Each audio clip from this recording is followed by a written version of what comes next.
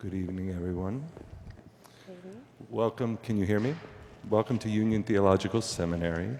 Tonight we are very happy to host a conversation between Dr. Thupten Jinpa and Dr. Serene Jones about compassion in our time. And I just want to say a little, tonight's conversation was born out of a partnership between the Compassion Institute and Union's Thích Nhất Hạnh Program for Engaged Buddhism, which promotes academic and public education aimed at cultivating diverse Buddhist responses to pressing social issues. In addition to a robust array of public-facing programming, Union offers a Master of Divinity in Buddhism and interreligious engagement that allows students to pursue Buddhist studies within an interreligious, socially engaged context. So all of that is the background for where this tonight's event came from. I'm the director of the Buddhist Studies program here, Greg Snyder, so thank you so much for being here. Regarding tonight's event, I just want to thank a few people. I want to thank Peace Twesigi, who could not be here tonight, but who is the tireless energy behind all of the public programming that goes into the Thích Nhất Hạnh Program for Engaged Buddhism, and she brought us all together for this to happen. I also want to thank Stacy Mitchell and Inzan Rose for all of their labor going into organizing tonight's event, to Thomas and Andrea, who are your ushers and showing people around tonight. And finally, I want to thank the Compassion Institute. I want to thank Jane Chun and Thupten Jinpa for being such supportive and graceful collaborators in bringing tonight's event together. So thank you all. And so now I'll introduce our speakers. Dr. Thupten Jinpa was trained as a monk at the Shartsa College of Gandhin Monastic University in South India, where he received the Geshe-la-Ram degree. Jinpa holds multiple degrees, including a PhD in religious studies from Cambridge.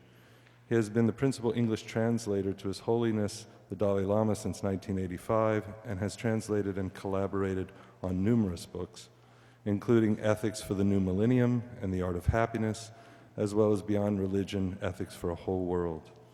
His own publications include A Fearless Heart, How the Courage to be Compassionate Can Transform Our Lives, and translations of major Tibetan works featured in the Library of Tibetan Classics series. Jinpa is the main author of the Compassion Cultivation Training developed at Stanford University in 2009. He currently serves as an adjunct professor in religious studies at McGill University and is the founder and president of the Compassion Institute and the Institute of Tibetan Classics. Since 2012, he remains a core member of the Mind and Life Institute, dedicated to fostering creative dialogue between the Buddhist tradition and Western science. Welcome to Union, and thank you for being here. A highly respected scholar and public intellectual, the Reverend Dr. Serene Jones is the 16th president of Union Theological Seminary. The first woman to head the 182-year-old institution, Serene occupies the Johnston Family Chair for Religion and Democracy. She is a past president of the American Academy of Religion, which annually hosts the world's largest gathering of scholars of religion. Serene came to Union after 17 years at Yale, where she was the Titus Street Professor of Theology at the Divinity School and chair of the university's program in Women, Gender, and Sexuality Studies.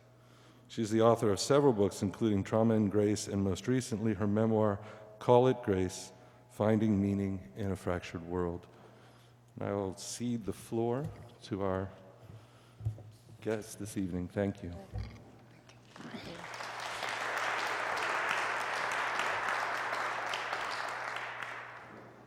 So thank you, Greg, and let me just add by way of Greg's introduction that if anyone here has any questions about the Buddhist program at Union, Greg is the person to ask because he's the founder and the director of the program. So we're very excited about this expansion at Union into religious engagement with both the Buddhist and the Islam programs that we now have in place. I was asked to do the interview this evening, I think not because I was the best suited to engage in complicated Buddhist discussions, but because I was the least suited to engage in these discussions.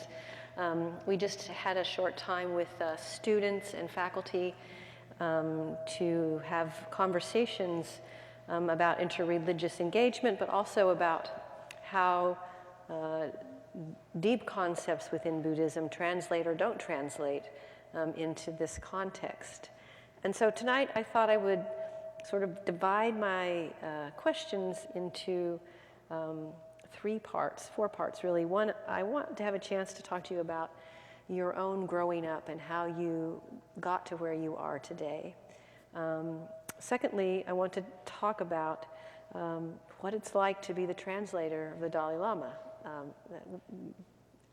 Thirdly, I want to jump into some of those really deep discussions about how Buddhism and in the United States, in a different context, we think about the translation of those terms.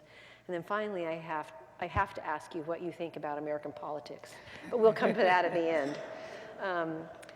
So we were just on the way over here talking about the fact that we're virtually the same age.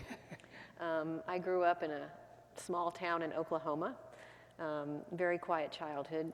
You had a very different experience as a small child, already a refugee, before you could probably count. So could you talk a little bit about that time in your life and how it influenced who you are today? Thank you. So let me at the beginning really express my deep appreciation to you and the Union for hosting this.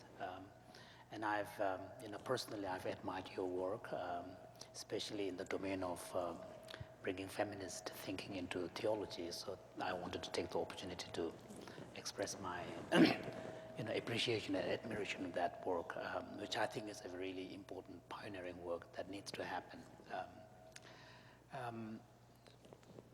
About your question of my childhood, yes, I grew up as a Tibetan refugee child. My parents left Tibet in the wake of 1959 political upheaval. In March 1959, the Dalai Lama left for India. He escaped, and then immediately after him, within the next few months, many Tibetans followed him, which included my parents. I was barely a year old when I ended up in India. Of course, I don't remember. But I ended up as part of the first generation of very small Tibetan children in India whose parents couldn't be expected to look after us because now they needed to support themselves. And the only work they could find for the majority of the Tibetans, because they are not literate, they can't speak Hindi, they can't speak English, the only work that was available for the Tibetan refugees was road construction camp. And that was, in some sense, it was fortuitous because that was a work that was available, and India needed to make huge amount of road leading all the way up to the border of Tibet, because for the first time in its history, India now had to protect, over 1,000 kilometers of boundary between Tibet and India. For hundreds of years, India never had to worry about that part because Tibet was a peaceful country. There was no conflict. And then a large part of that road needed to be built in high elevation places. The Tibetans, with their high altitude kind of experience, and were the best suited to do those works. So, which meant children, unless you are really, really small and needed your mother's milk, needed to be away from the parents. So I was part of that group, ended up in Shimla, and there was a Tibetan children's village that was set up by the name of Sterling Castle, run by, later I found out, run by the Save the Children's Fund. Actually, talking about it, there is one person here I'm very excited to meet after so many years from the 60s, Barbara. She was the principal of that school. She's over there. Just last year, we managed to reconnect. Barbara? Barbara, can you stand up? Oh, wonderful. Barbara had volunteered to be there, and she was one of the teachers. I think she was the principal of the school, actually, looking back. And I grew up in that place, and then we only had up to grade 2. So after grade 2, we had to move down to the bigger Tibetan school, which was run by the Tibetan administration, which was another, when there is a time, I'll tell that story. It's a different experience.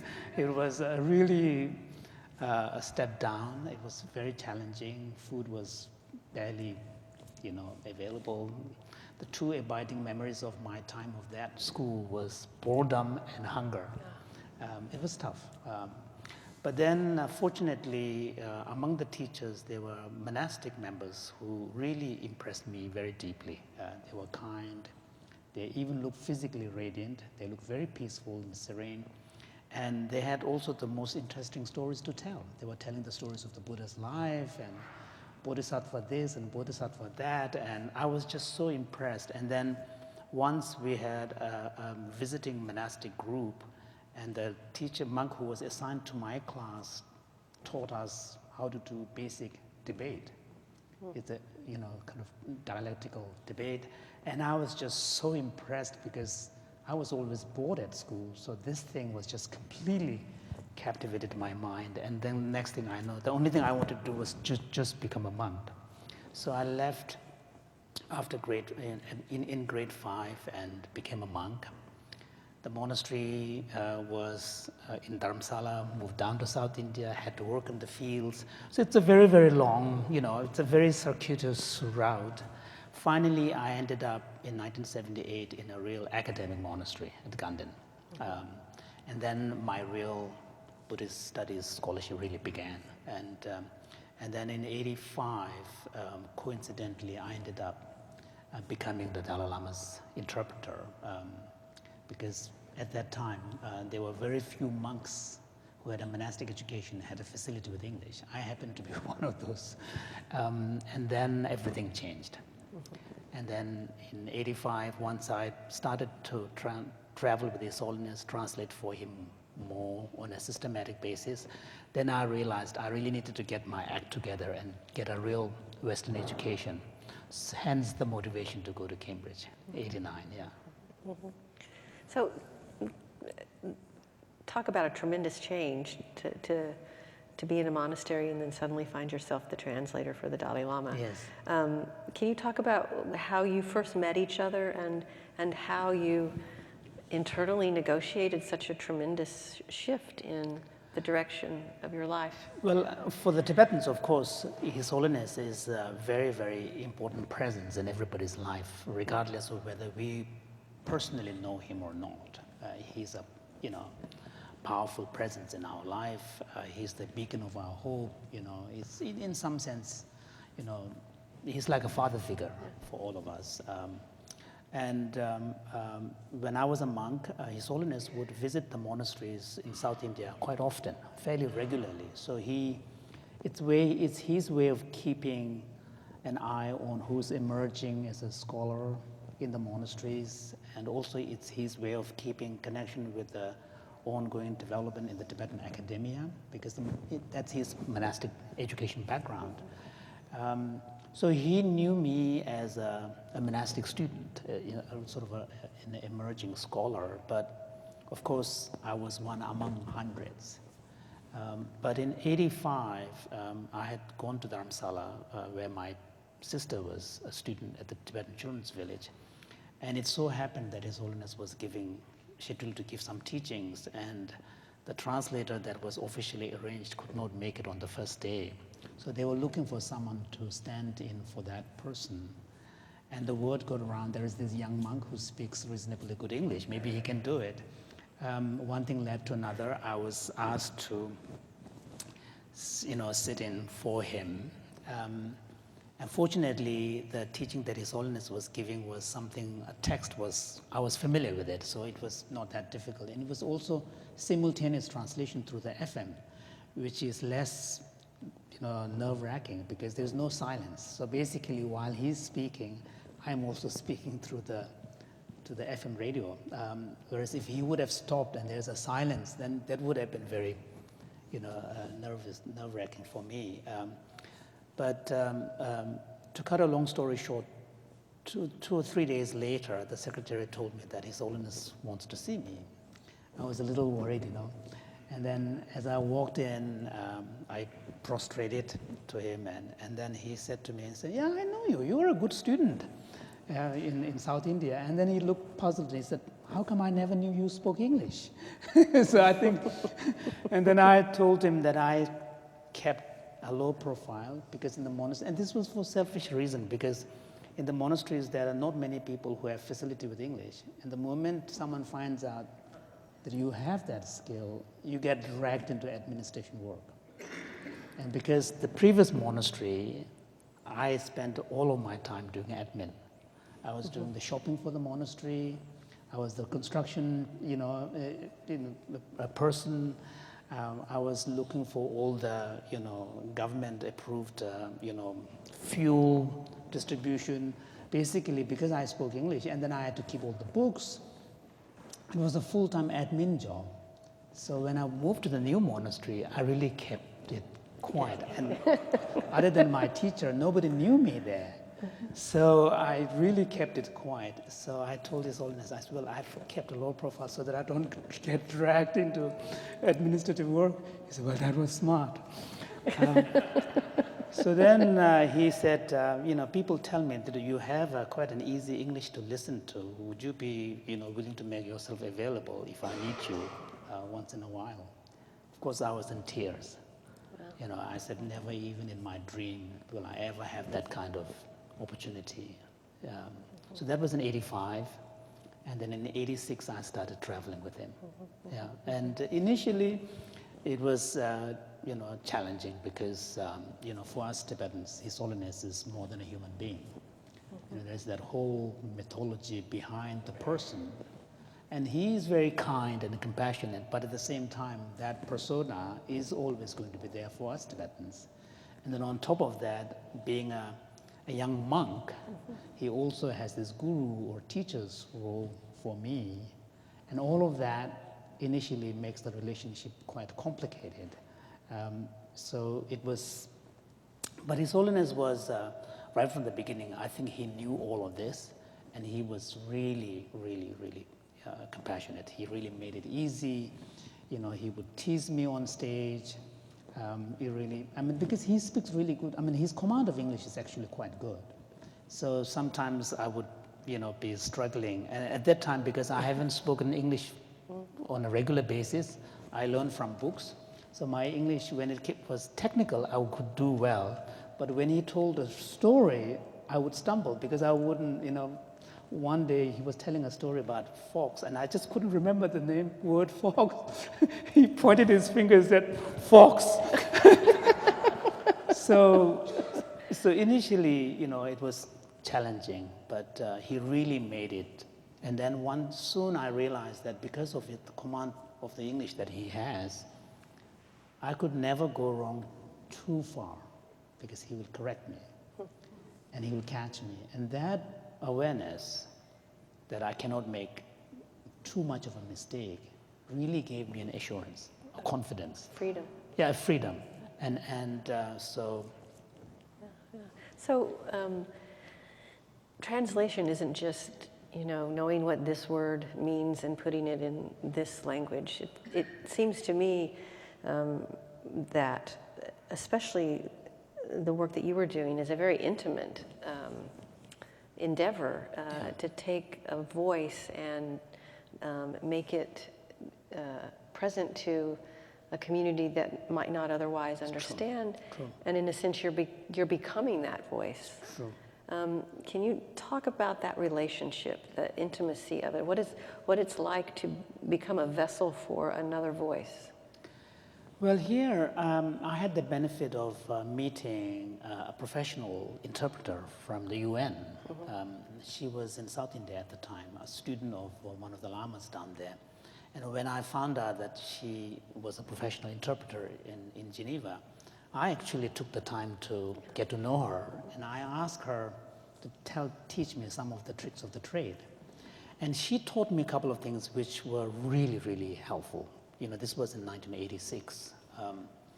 And she said a couple of things which at the beginning was tough. She said, whenever His Holiness speaks, when you interpret, always use first person language.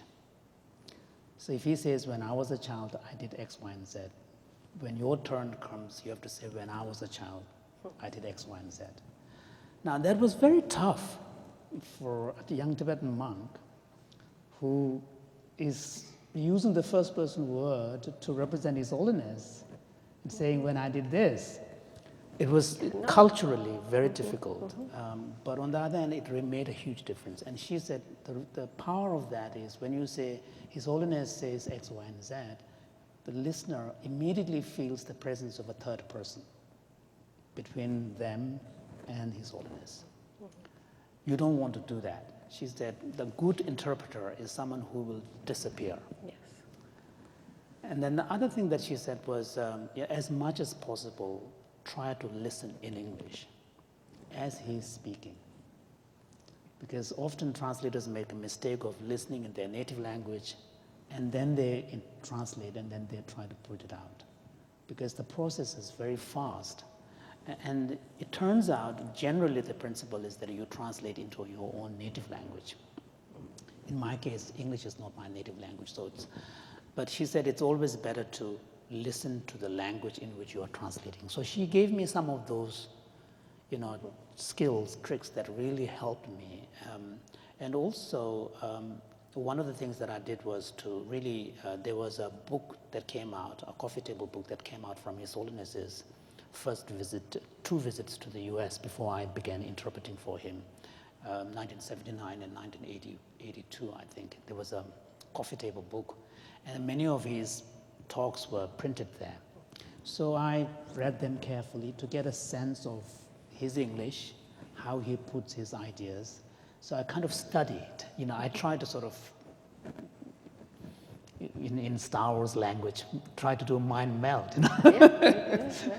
And so those are things that are really prepared so that, and one advantage I have is, the academic training that I had received is the same academic training that he received, which is the monastic academic training. So on the content side, I had no challenge.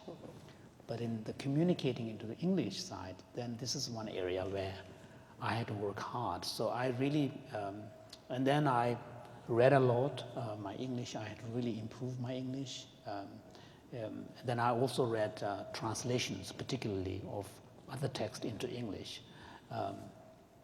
Because when you read English literature, it's written in the first mother tongue. But if you read a translation of a literature, then you have a different feel. And so I'd read a lot of literature in the second translation into English. So those are things that I did which really helped. Yeah. I mean, there's mind melds and then there's mind melds with His Holiness. That was a different kind of mind meld. Sure. Were there times in which the distinguishing between yourself and His Holiness in the moment of the translation, how do you keep yourself as you also lose yourself? That was one thing that I noticed, for example, is once someone did the interview of His Holiness and asked me to translate afterwards. And I found that very difficult. Yeah. No. Whereas if I'm translating on the stage, he is teaching, because there is an ambience, there is his presence, there is a sort of an acuity of attention in that moment that I completely forget myself, that being a medium flows very naturally. And also, one of the things that I noticed fairly early is that the biggest problem for translator, on the stage live translator, interpreter, is really self-consciousness. If you find a way to somehow sort of block self-consciousness, lose yourself, then everything flows smoothly. The moment you become self-conscious, it opens the door to nervousness and everything. And the interesting thing about self-consciousness and nervousness, it's really about you. You know, it may seem like a humble thing to do, but it is really about you. And so here, I think probably my own monastic Buddhist practice of being able to let go and dissolve my sort of identity really made a difference, because I noticed that it was very difficult to replicate this ability to translate after the fact, because you don't have the ambience, you don't have the energy, you don't have the presence. Then trying to do a translation after the fact is just very difficult. So I think there is something of the energy. And then, of course, as a student of His Holiness, you know, his Dharma student, there is a deep reverence on my part, which also probably prepares my mind when I'm serving him. All of this, I think, makes a big difference. Reverence Yeah. in that disappearing. Yeah. Exactly, yeah. Well, it's just interesting to hear you talk about that here at Union Theological Seminary, because in the midst of the purpose, really, of studying all of the different traditions is so that the students can become interpreters of them, and in ways that they can become both mindful of the role they're playing but transparent to it. So it is just, you know, all of this work, one big interpretive endeavor, but to have someone who has given it such care and thought about the dynamics involved in it it's just wonderful for a theological school to hear you talk about that. Thank you, that's very kind. Thank you.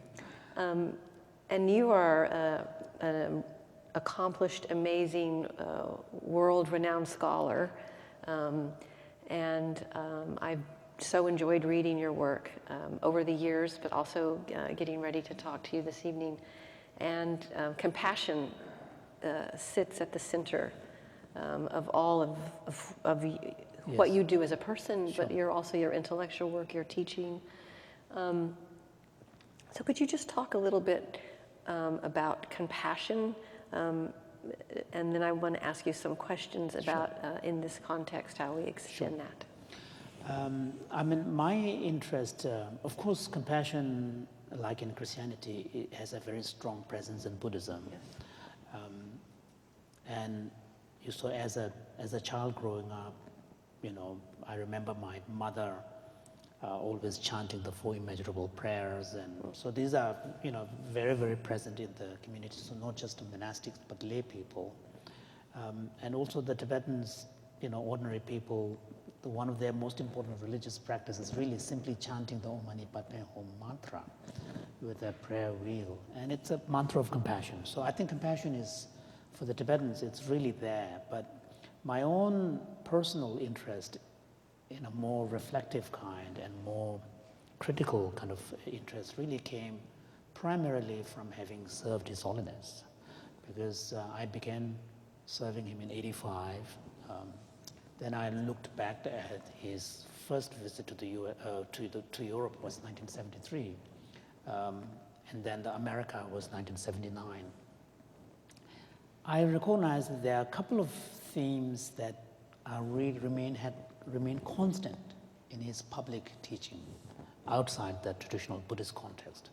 In the early days, it was, of course, about world peace, because in those days there was a real danger of Europe.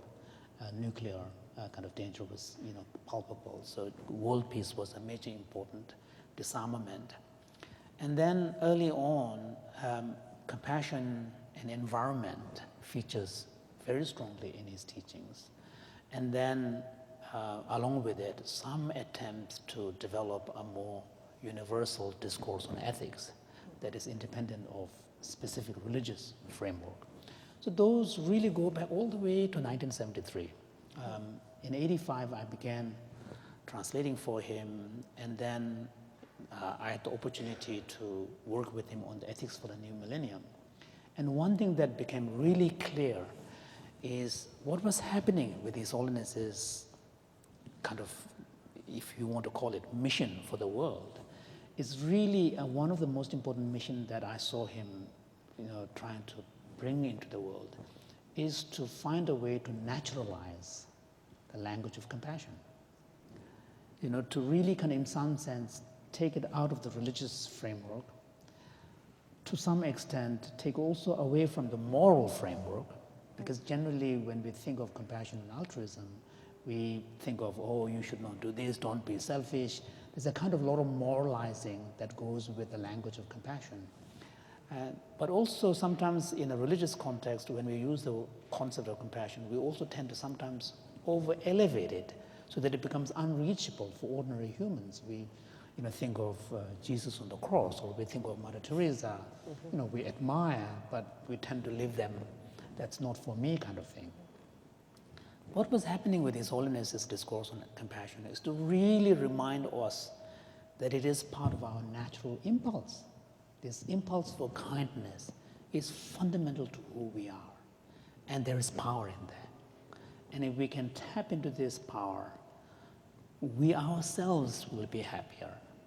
Our relationship with the others and the world around us will be happier. Our very perception of the world will change. So those are powerful ideas that he was developing. So what I try to do is in my compassion work, I'm trying to bring a bit more systematic, scientific approach to somehow, further this mission that His Holiness has began. And also one of the things about His Holiness's advocacy of compassion is to also say that not only is it important and it's innate and it's a key value for all of us, including all the major traditions, but we can also do something about making it stronger, enhancing it. So the idea of mental training, idea of compassion as a kind of a muscle. And Gandhi is the one who really put it aptly when he said that compassion is a muscle that gets stronger through use. And that, I think, is, in a sense, captures what His Holiness is trying to do, that not only is it innate to us, but we also has the ability to make it stronger, make it more conscious, make it more pronounced. So my work, a large part of work that I do in the outside world is really focused on this. I mean, my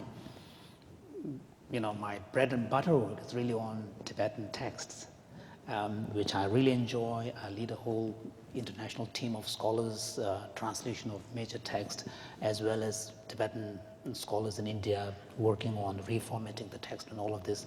But that's my academic professional work. But my work for the larger world, and sometimes when I'm in that Tibetan cultural, textual work, because I enjoy it so much, sometimes I feel a little guilty, because the impact is, of course, very important for my own community, for my own culture, but you're talking about a very small number of people. Whereas the work, if I can do it more globally, in a more, a global context, then the impact could be much larger. So someone who has been, if you want, indoctrinated in the ideology of Bodhisattva ideal, it's always important to remember, what am I doing for the world? Yeah. And this is a constant question that even a monk, a hermit meditating in the mountains has to constantly ask, what am I doing? What am I doing for the for the world? And so the work on compassion is to find a language that extends beyond religious traditions, and for the good of the world. Exactly, and grounded in shared common human experience. Yes, but it's indigenous to us. Exactly. To be compassionate. Exactly. I think when people hear the word compassionate, I claim that for myself. When I hear the word compassionate, it's tempting to hear it as a sort of a state of being, but to not connect it to action. And that seems to me a connection that you make very well. But can you talk about how action towards the world, to address suffering, to connect, is a very part of what it means to have compassion in the first place? Well, thank you for asking that question. This question is really important, the relationship between compassion and action. And this is one area where neuroscience is helping us. Until recently, science wasn't really involved in the study of compassion. the science of compassion is fairly new. But the one advantage that science brings is when it gets involved in a topic like this, it starts to measure, because if scientists can't do anything if they can't measure. So when they measure, then they have to measure something. And then they have to at least have a clear definition of what is that something. So what they call constructs, clarity of constructs. And in this process, we are beginning to have differentiations between, states like empathy and compassion. Because for a long time, we tend to use them interchangeably, empathy and compassion. If you look at, for example, right now, Compassion Institute is involved in adaptation of compassion training in the healthcare sector. So I did a literature kind of, study. And until recently, many of the attempts to bring compassion into the healthcare setting, they tended to use the word empathy and compassion interchangeably. So there was no clear awareness of the differentiation. But now we are beginning to recognize, actually, they are quite different. Compassion arises out of empathy, but empathy involves primarily a state of emotion. Mm-hmm. It's resonating with the person who's in need, who's suffering. And compassion is empathy plus something. That plus something has to do with motivation, wanting to see the situation change and wanting to do something about it. So at the brain level, when compassion kicks in, the motor regions of the brain becomes active. So, and then some people, in the healthcare literature now, there was a book that came out, people who are interested in the role of compassion in healthcare. There's a book came out last year called Compassionomics, written by two doctors from Cooper University. It's a really powerful book. And the book really looks at 200 different publications, studies, and distills their findings to show the impact of compassion on the patient if the caregiver is able to bring compassion into the equation. And those effects are, many of them are physiologically measurable effects. So, and they put it in a very simple way, which is slightly simplistic, but I think they are making the point. They say empathy is feeling, compassion is action. Mm-hmm. So I think compassion really is much closer tied to action.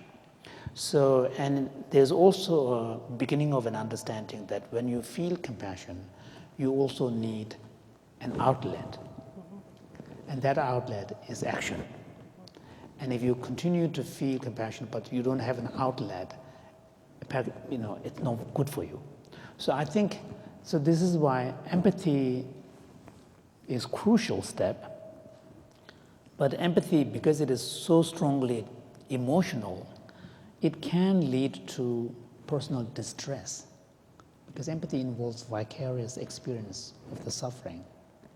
And if you're too involved in there, you get into feeling overwhelmed. Whereas if you are able to move to compassion, then the focus is on trying to do something. The focus also shifts to, solution, finding help. So I think now this exact correlation between compassion and action, that's a tough one. But I think my own sense is when someone takes compassion seriously, it has to manifest in some behavioral change.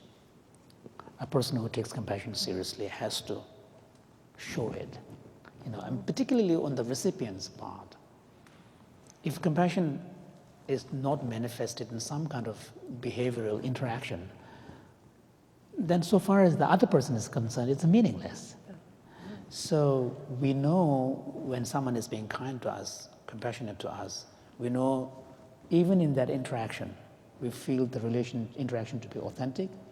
There is no judgment on the part of the other person showing compassion. There is an attentiveness because you're paying attention. There is a willingness to listen. There is, so all of these are actions coming out of compassion. But the more active action is where the difficult question is, and there I think there might be individual differences. Some people are more action-oriented, some people are less so. Mm-hmm.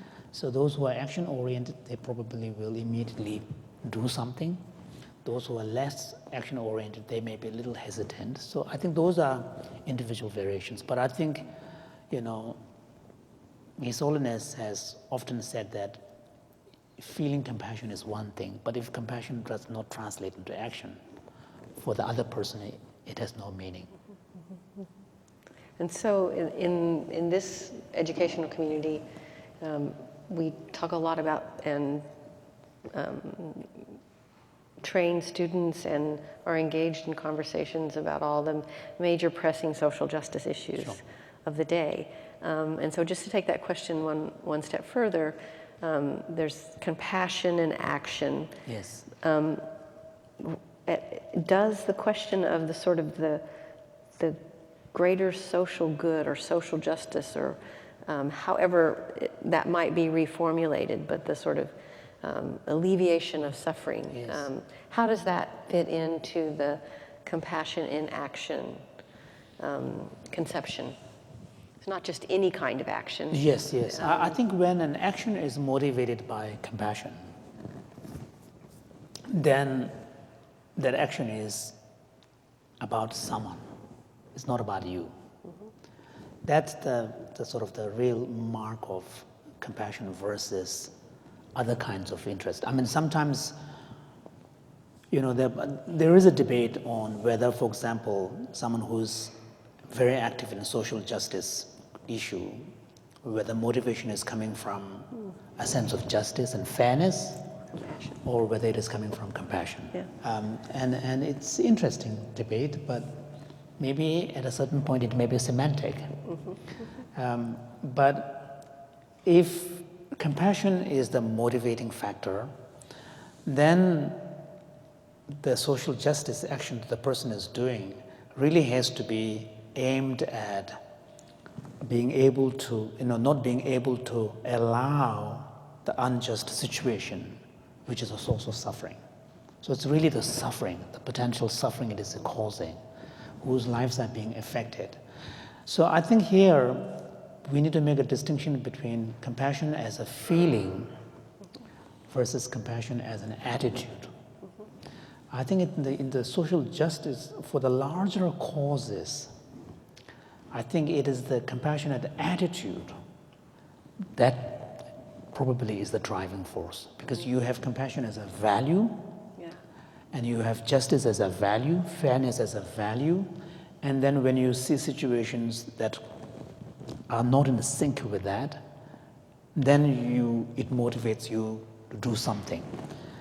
But compassion as a feeling is really tied to more concrete individuals, because it needs to be elicited by a real situation of need and pain, with the more specific things. So this is where I think in Buddhist thinking, psychology, there is an understanding that the highest form of compassion is in some sense dispassionate, that it is not contingent upon any concrete person being there as an object of that compassion. So the highest form of Christian, in some sense, becomes like justice. There's a reason why the Lady of Justice is wearing blind, The point about justice is that the recipient of the justice could be anybody. Yeah. So it's the idea that, and similarly, the highest form of compassion is understood to be a compassion that has no specific object of your concern. Basically, suffering is what matters, and problem is what matters.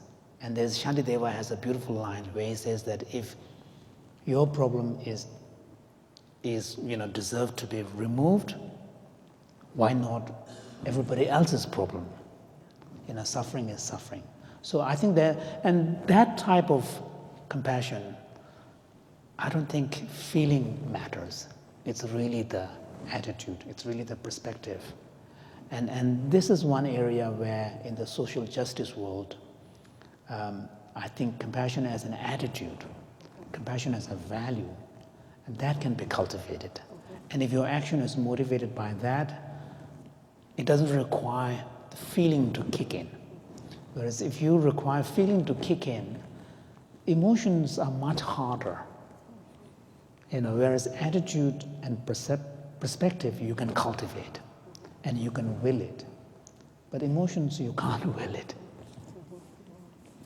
So, asking this from the perspective of a Christian theologian, can you talk about the difference or the similarities between compassion and love?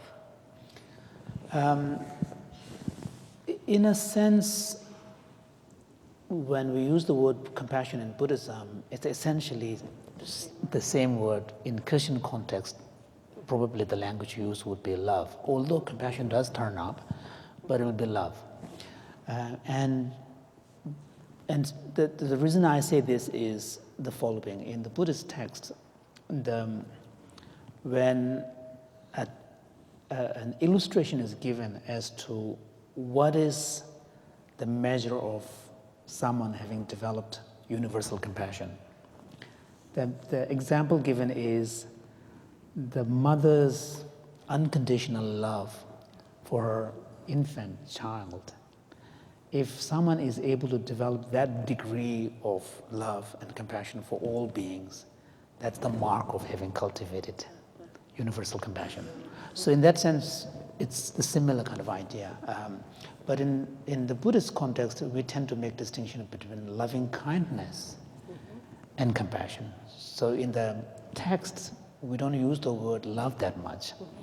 Loving kindness and compassion. And they are really seen as the two sides of the same coin. It's really the basic psychological construct is really the same, which is a sense of caring. But when it manifests in the form of wishing someone well, the focus is more on the positive side. We call that loving kindness. When it manifests in the form of wanting to see a situation need met or a suffering resolved, that is compassion. But it's really the same impulse. Now, the reason why in Buddhism compassion is emphasized, particularly in the Indo-Tibetan tradition, is because compassion, its close connection with suffering, makes it a powerful motivating factor. Whereas loving kindness is a more of a ground, wishing everybody well. But when it comes to the power of motivation, it's compassion.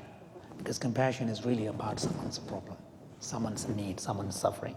So that's why the emphasis is really on compassion, although we speak of four immeasurables, but the much more sophisticated training are really around compassion, the motivation element, the attitude, the awareness of suffering, so that your understanding of suffering is not confined to what is evident, but also understanding the psychology of the person. So that's why in Buddhism, when we wish others compassion, we say, may someone be free from suffering and its causes. So that the emphasis here is that you develop a much more refined understanding of what constitutes suffering, so that it's not just confined to physical pain or evident pain. So the emphasis is really around compassion, but love and compassion are really the two sides of the same thing. Yeah. And coming to the topic of the causes of suffering, that would be a great lead into American politics today. But I want to ask you one more question before we go there, and that is, in your very deft and helpful use of science to expand and support the deep concepts, I think is remarkable. And it strikes me, you just use the image of a mother loving a child. And what science tells us now is how important attachment is. That if the mother and the child don't attach, or the father and the child, or a parental figure, deep attachment, then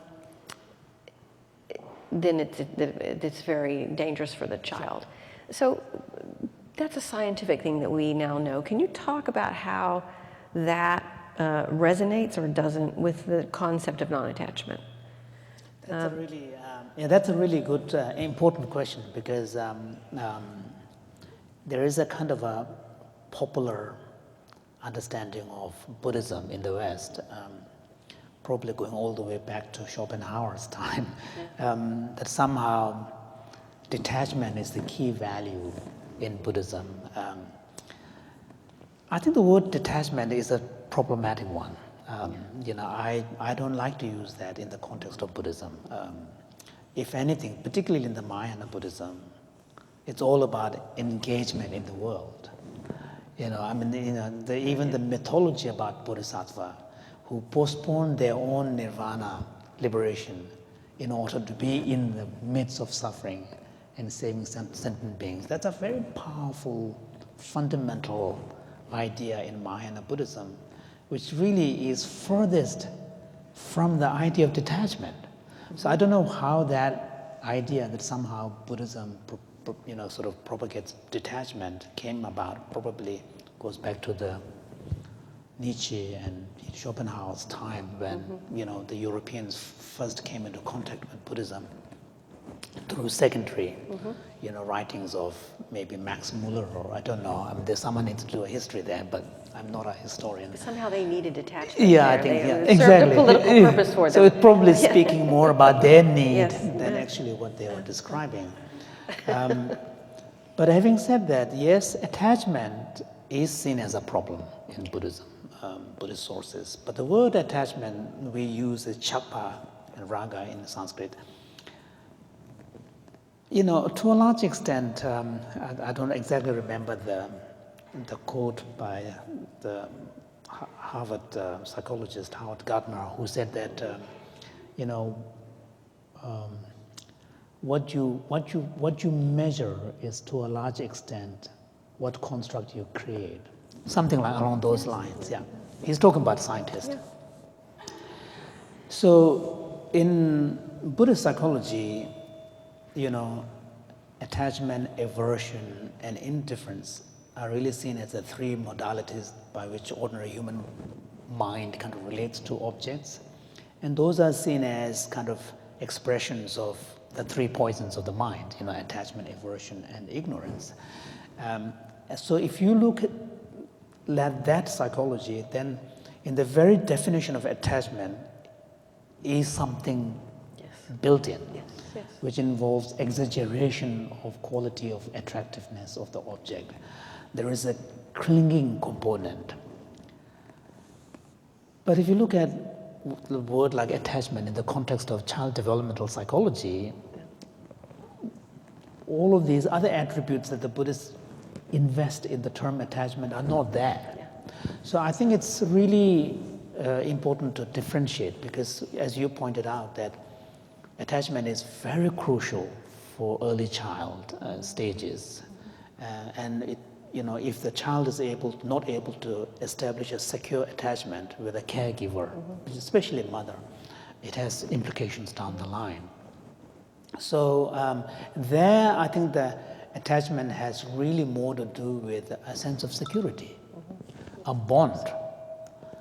So it's really to do with a feeling of connection, experience of bonding. On the child's part, a genuine sense of security, safety, and those are, the word attachment captures it. And it's compassion. It is compassion. That is the basis of compassion. So I think it's important to, differentiate the context. And then in the Buddhist context, then of course we use it because there isn't any other word. But then we have to say that here I'm using the word attachment in the Buddhist sense. I think probably that's the way to go about it. I don't have any other solution. If you're an academic, then you can say attachment 1 and attachment 2. But in ordinary language, I think, no, you can't expect people to, Well, now to the topic of the big topic of compassion, action, suffering and its causes, and your really crucial role in bringing Buddhism to the United States, and your capacity to, in that translation of it, to be able to look at the United States diagnostically with compassion, and talk to us this evening about what you see. We are extremely divided at this point in time. Probably as deeply divided as we've been since the Civil War. And the divisions seem to be growing rather than decreasing, and the suffering is great. So could you just reflect with us and I don't know. show us? I mean, one thing that we need to acknowledge is that actually this nation, American nation and American society, although right now with all the discourse that is happening in the public space politically, we may feel that, we are angry, this is an angry country where people dislike each other and all the rest. But one thing that we have to keep in mind is that America, measured by charitable giving, which is really seen at least from the neuroscientist and behavioral scientist point of view, an indicator of compassion, America ranks highest, not just at the national level, but particularly at the individual level. When Hurricane Asian tsunami kicked in, Haitian hurricane kicked in, if you look at the giving on the part of ordinary citizens, America beats every country. That says something very powerfully about this country. And that I would attribute it to the Christian roots of this nation. Individually, one may not identify as being Christian or religious, but the fact is the values that underpin this country is really Christian. And if there is one value that is central to Christian teaching, it is compassion and love. And that's why emphasis on service, emphasis on giving. And my hope is that this soul that is part of this nation, that is rooted in Christian teachings, will be the saving grace. And that acknowledgement really, the thing is, unfortunately what has happened is that the Christian aspect, heritage of this nation has been co-opted by a certain representation of what religiosity means. And religiosity, when religiosity becomes disassociated from compassion, compassionate action and compassionate ethics, then we have a problem. So I think there's a lot of resources here. And also, being a democratic society, unlike China, here there is a real opportunity for dissenting voice to be heard. So there's this famous saying that, I hate your view, but I'll, give my life to help protect it. Yes. That is the spirit of democracy that is very deeply rooted in this country. So I think there is enough resources.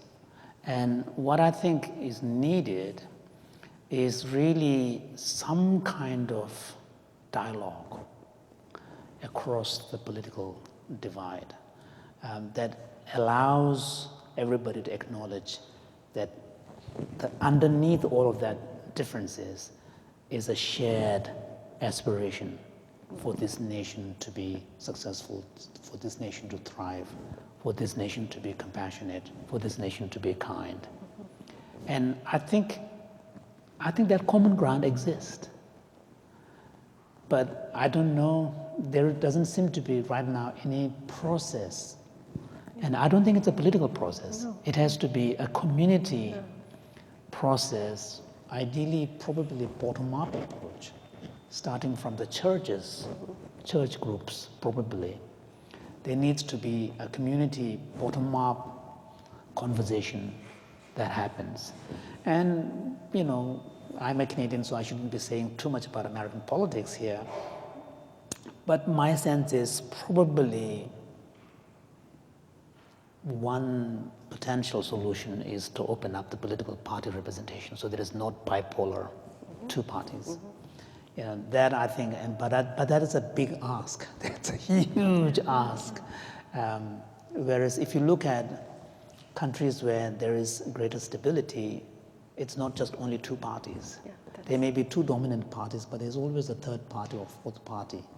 And that kind of broader representation, which allows people of different, ideology of different shades to be politically represented, this has a way of toning down the rhetoric of stark differences. So I think those are, but one thing is, for example, even though right now there is a lot of anxiety about the political discourse and all the rest, but the fact also is that it is during this period the Me Too movement began and succeeded. That is a huge cultural change.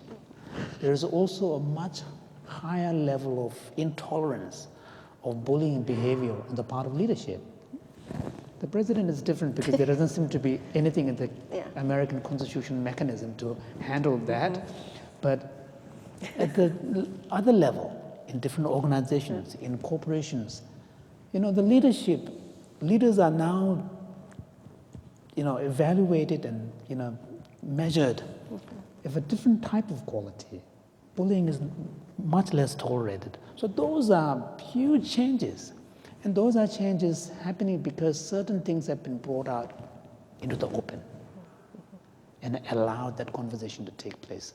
So I don't think it's all bad, right now. That is the interesting thing of human experience. When something is troublesome, we tend to think it is lasting very long.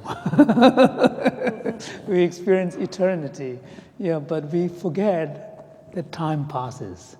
So I think, the most important thing is not to lose hope. Yeah, the hope, once you give up, you can't go into the route of cynicism. When you get to the route of cynicism, then it's very dangerous.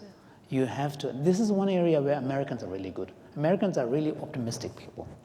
Yeah, sometimes that naive optimism kind of tend to lead to problems because you try to solve the world's problem without understanding the problem in the first place. But that naive optimism is actually what makes America as a nation very attractive, very appealing, because the fundamental kind of, pivot from which America approaches global situation is from that wanting to help. It may not be the most skillful way it is done sometimes, but at least, America does not invade a country to occupy it and keep it. I demonstrated against the Iraq war when it first began. I was at Cambridge. But even then, I knew America did not invade Iraq to occupy it. It invaded to solve a problem. So this is what makes America a very different kind of power. And those are really good aspects of this nation. And, Americans need to recognize those things. And particularly the Christian soul of this nation. It is precious. Regardless of individually, you may feel you are a Christian or not. But the Christian roots of this society is what gives it this kind of wanting to help the world. Wanting to bring democracy, wanting to really be there. And so I think those are important features of this society that really needs to be acknowledged.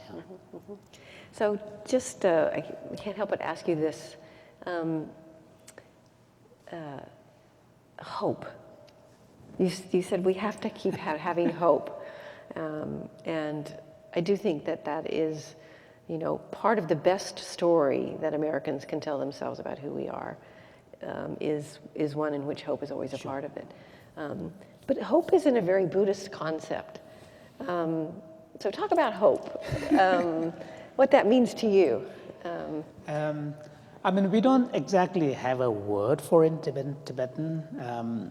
We have, closest word we have is aspiration, Jinpa. So we have aspirations. So aspiration is really kind of,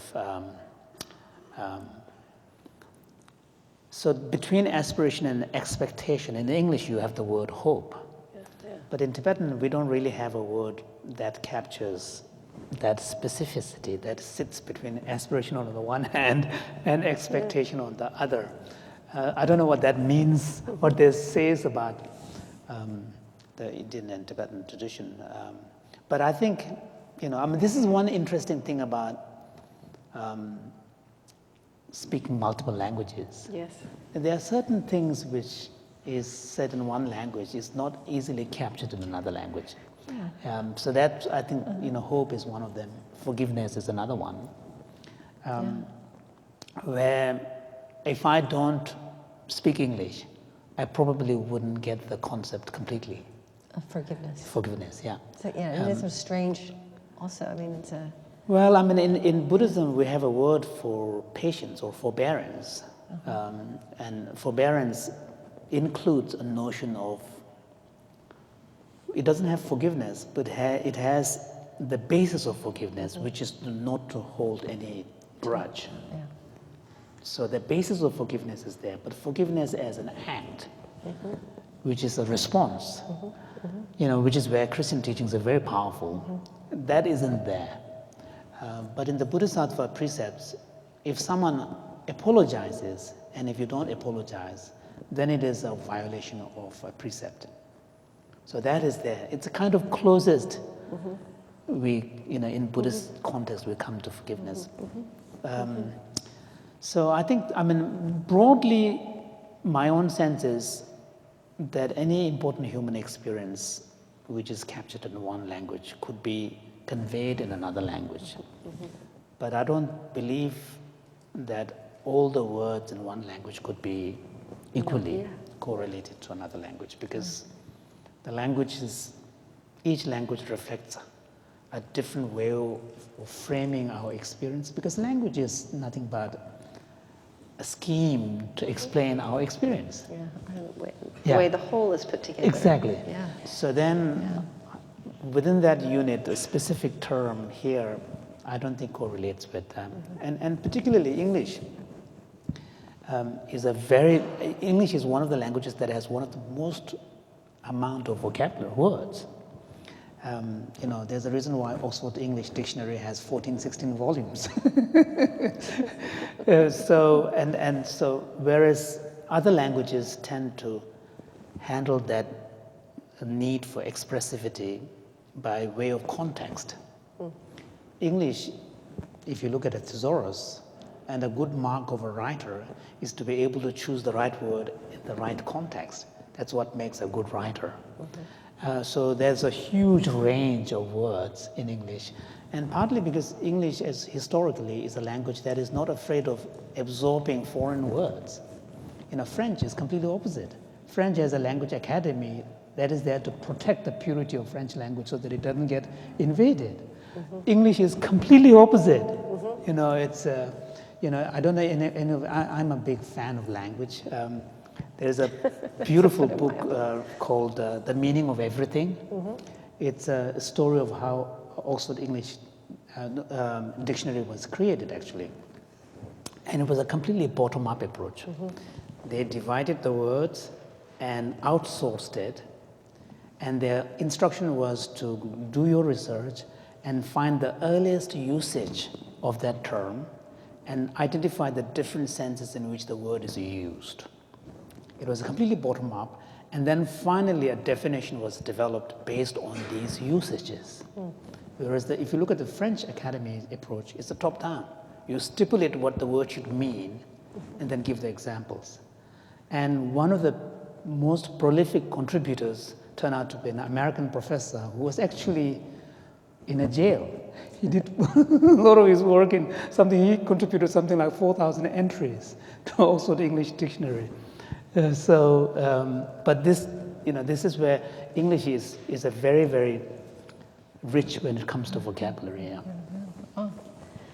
And your use of English and movement between languages is really remarkable. And when I think about the political situation we're in and the binarism we're stuck in, I can't help but think that even though deep in the roots of the U.S. is this sort of often unspoken but deeply embedded Christian story. Yes. That right now we need a big Buddhist intervention in terms of mindfulness and of opening us beyond that. And at Union here, in our inter-religious engagement program, we're actually finding the ways in which students discover oftentimes more about their own faith tradition when they encounter another faith tradition. And they discover things about themselves, sometimes awful, sometimes amazing. But it's in that sort of complex interplay of these deep contexts and cultures and religious traditions and practices that oftentimes the most interesting engagements are about the practices. Definitely, That the world is in a sense sort of remaking itself in the context of this conversation. Yes. And you are a gift to that conversation. Thank you. Thank you. Yeah, I mean, I think particularly, for example, if you look at the Buddhist encounters with Christian tradition, one of the areas where, even though Buddhism speaks a lot about compassion, when it comes to action, Christianity really has a lot to teach Buddhism. I mean, in His Holiness, I remember many years ago, it was a Christian Buddhist monastic dialogue, and His Holiness pointed out to the Buddhist monastics there that when it comes to service, when it comes to bringing compassion into action, this is one area where Buddhist monks should really learn from the Christian tradition. So I think, and on the other side, where Buddhism is quite strong, is on the mental training side. No, absolutely. Because there's a huge amount of focus on psychology, understanding of the mind, and training the awareness, attention. Mindfulness has been a very powerful movement here, which really, and then being able to do some more critical self-inquiry, so that you are able to catch yourself, what your blind spots are. So those are really powerful techniques which Buddhists historically has been, and my colleague Bob Thurman calls them technology, mental technology. Mental technologies, yes. It's an interesting term, but it captures this idea that it's a technique. And although these techniques may have historically emerged in the Buddhist context, but there is nothing uniquely Buddhist about them. There's a kind of a certain universality, and that's one of the reasons why mindfulness and increasingly compassion training is attracting a lot of attention and buy-in, because it speaks to certain fundamental human reality and techniques to cultivate them. So I think these I think in the current political situation in this country particularly, I think at some point the big issue that has to be addressed is the rapidly rising economic disparity. That has to be, I don't think that question has to be a question of right versus left. That is a fundamental human question. Globalization and digitization of the economy have really had a huge implication in terms of job loss, in terms of sort of turning whole areas of this country. I drove through Middle America once with my wife. As an outsider, we can see what's happening. All of that, right now the political, now it's happening, there's a discourse. But I think it's an important, and you cannot, and here sometimes, I have a little critical attitude towards some people advocating mindfulness as a cure for everything. That I think is not helpful, because it leaves intact the unjust structures that are really at the basis of many of the problems we see. If the structures are so lopsided, you can't expect a stable and satisfied community to be emerging from this. So I don't think it's a question of left versus right. even from a selfish, practical point of view, it's a question of stability. Survival. Yeah, survival and stability. If you want a stable community, you have to address this. I think this is one area where, if people are really bringing compassion as a lens to this current political reality and mindfulness as a way of raising awareness, then our job is to find a way to raise those bigger questions, so that political, the current political kind of the struggle of whether we should go to left or we should go to right. After a certain political contest is done, then the business as usual kicks in. So I think this is where I think there needs to be, this is one area where the academics could really play an important role to really, so that, and the important thing is the academics, as much as possible, should really avoid being co-opted by political parties, so that their voice carries, greater weight. But those questions really needs to be addressed. There's a reason why places like Canada and Scandinavia is a bit more stable and people are a bit more satisfied, because,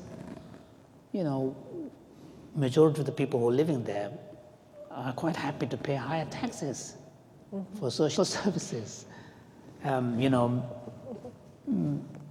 Medicare for all and all of this. And I think there is a kind of in the end, I think the fundamental question is, what is the collective's role? What is the society's role to its citizens? Are we all Darwinian creatures who are there, each looking for ourselves, and it's a competitive world where survival of the fittest, and if you don't succeed, it's your bad luck, you weren't working hard enough? I think that attitude really has to change. And this is one area where US and England are among the Western world. It's really more specifically the Anglo-American culture, where this disparity is really not seen as a problem, social problem. Tolerated in Yeah, it's tolerated. And it's a very uniquely England and America. So I think there's something about this that has cultural, roots to this. And I think those questions really have to be, addressed. I think without that, I think the current political crisis will subside. But then again, there will be another, this will go on, because, the current, I was reading in New York Times story about Nevada, because there is a caucus happening, and there were some stories about, people's lives. And there was a story of a couple, both of them are working full-time, and still they can't support themselves. That can't be right. That just can't be right. These are hardworking people, both couple are working, and if they can't support themselves, and they're not living a luxury life, something has gone terribly wrong in the structure of the society. And that fundamental question of where the structure has gone wrong has to be addressed. As I would say, amen. Yes. We have time for maybe 2 questions. I want to give people a chance to raise a question, and we have a hand right here. Thank you. And make sure you make your questions short, so we have time for 2. Sure.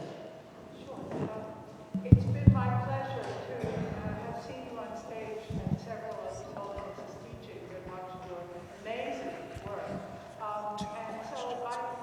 And so as an amateur scholar of Buddhism, now that you read about it, I don't know any of the Eastern languages, I would ask you,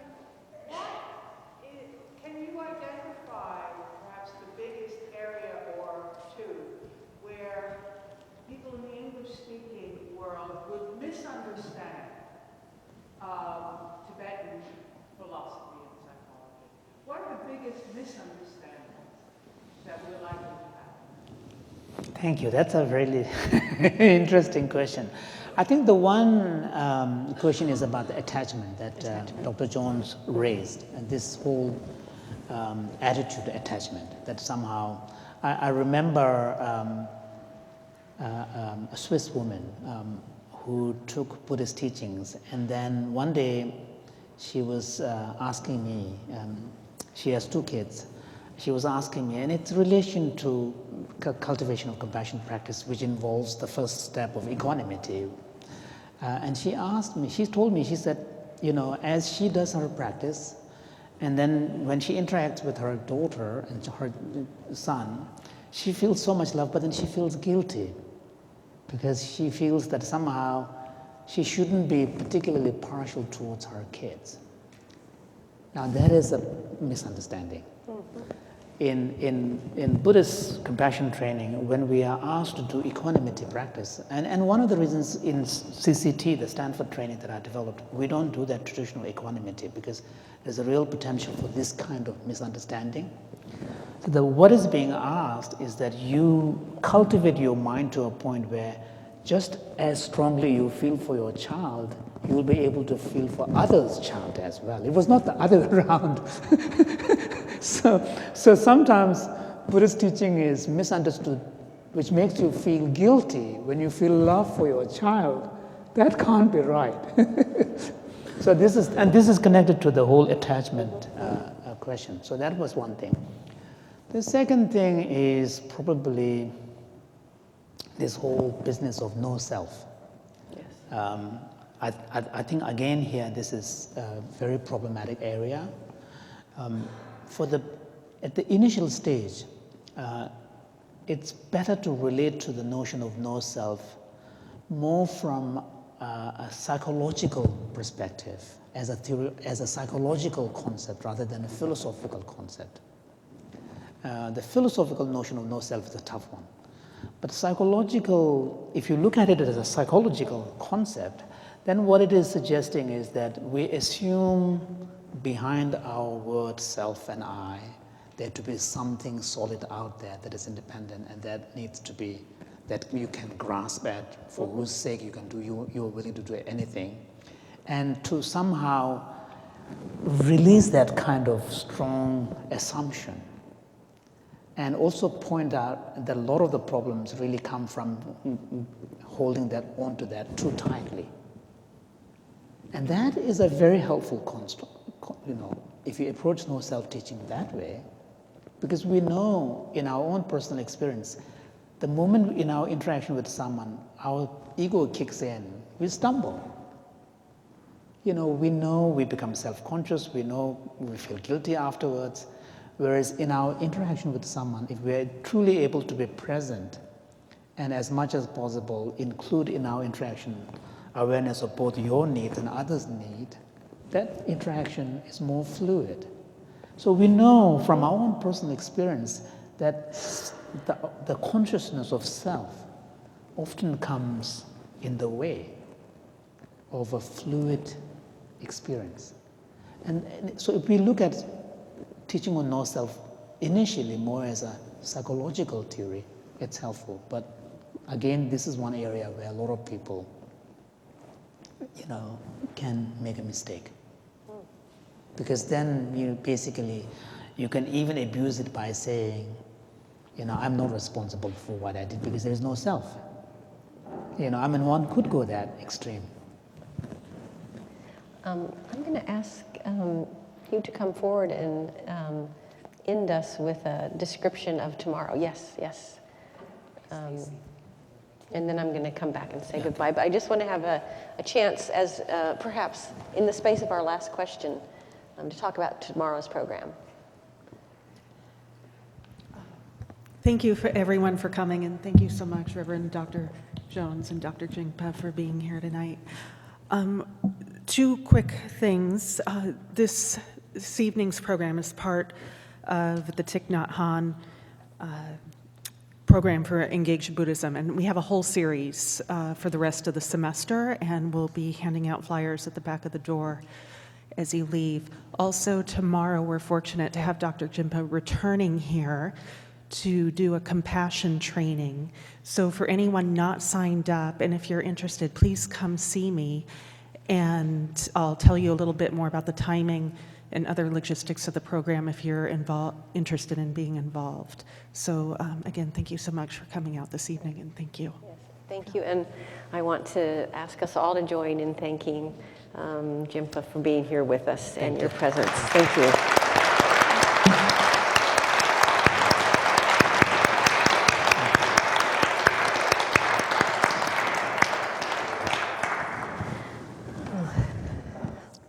Thank you so much. That was very good.